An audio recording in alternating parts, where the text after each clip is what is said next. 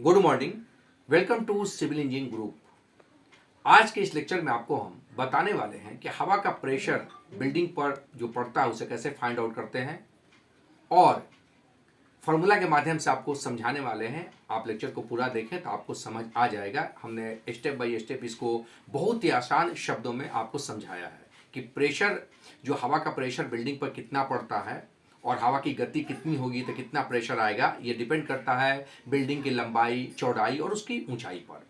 तो आपको हमने आसान शब्दों में इसको समझाया है। आई होप, हम आशा करते हैं कि अगर आप लेक्चर को पूरा देखेंगे तो आप सीख जाएंगे। लेक्चर अच्छा लगे तो इसे लाइक करें, फ्रेंड के साथ शेयर करें और चैनल को सब्सक्राइब करना ना भूलें।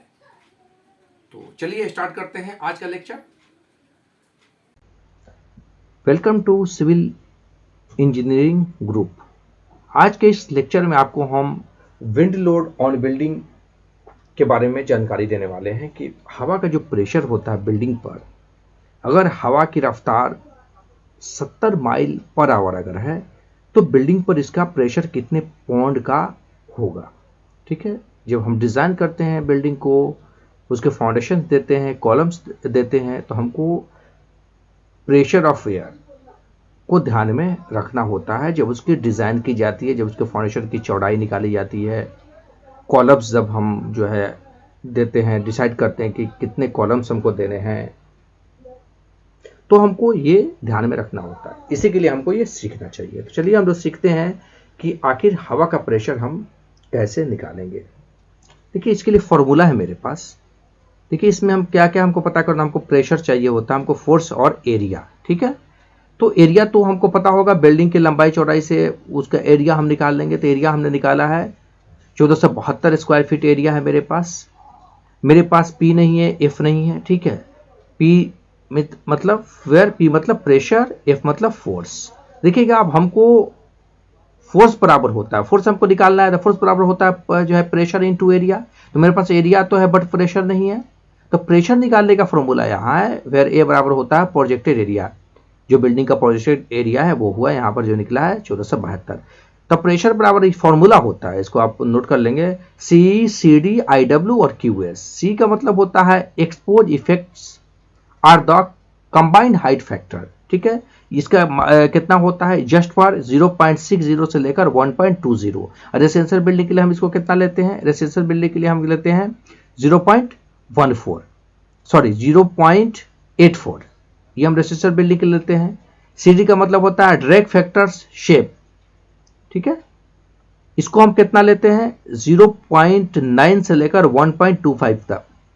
फॉर रेसिडेंशियल बिल्डिंग के लिए हम लेते हैं 1। हमको इंडिकेशन मैंने आपके लिए कर दिया है, नॉर्मल आपके लिए कर दिया है।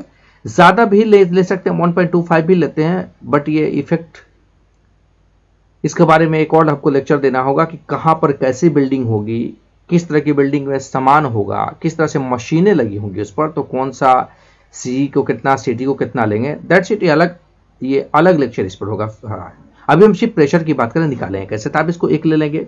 आई डब्ल्यू का मतलब होता है इंपॉर्टेंट, ये क्या होता है, जस्ट फॉर 1 से लेकर 1.7 तक। हम रेसिडेंशियल बिल्डिंग में इसको कितना लेते हैं, 1.05। इसको आपको इतना याद रखना होगा, C, C D, I W, Q S, इसका पूरा जो है उसको आपको याद करना होगा। ठीक है, ये फॉर्मूला है। अब चलिए इसको हम क्या करते हैं, कैलकुलेट कर लेते हैं। इसमें क्या है, देखिएगा, आई डब्ल्यू का इंपॉर्टेंट आपको मैंने बता दिया। अब हमको कैलकुलेट करना है क्यूएस का मतलब होता है, आई डब्ल्यू तो हो गया, क्यूएस का मतलब होता है विंड स्टैग्नेशन प्रेशर। ठीक है, तो ये आपको फिर को इसको आपको जानना होता है। देखिए, प्रेशर जो होता है 0.00256 वी स्क्वायर पौंड पर सीएफटी, या फिर होता है 613 वी स्क्वायर न्यूटन पर मीटर स्क्वायर।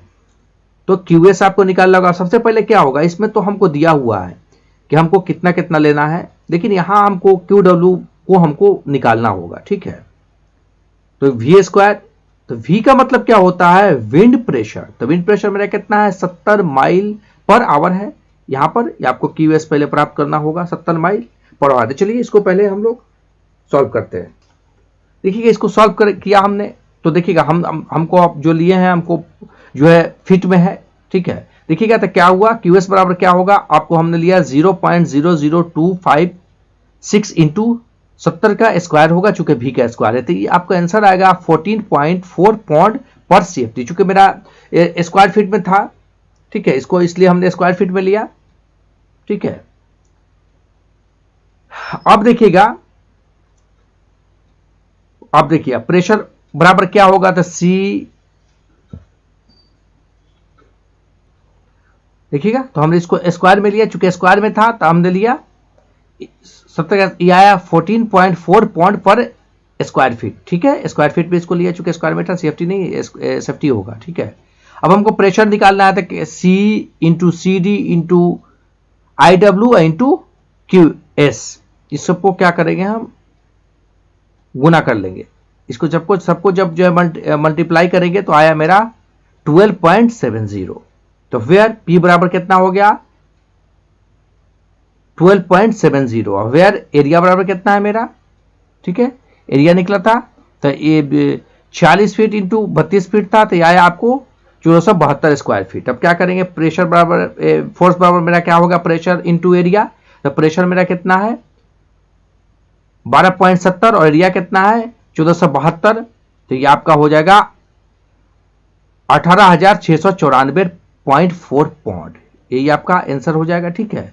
रियल को हम देख लेते हैं, रियल क्या है मेरा, इफ वाइंड प्रेशर 70, अगर हवा का दबाव 70 माइल पर आवर होगा तो बिल्डिंग को प्रेशर कितना पड़ेगा, 18,694.4 पॉन्ड। देखिए रिजल्ट हमने यहां बना, result if wind pressure 70 MPH, pressure on building 18,694.4 pond.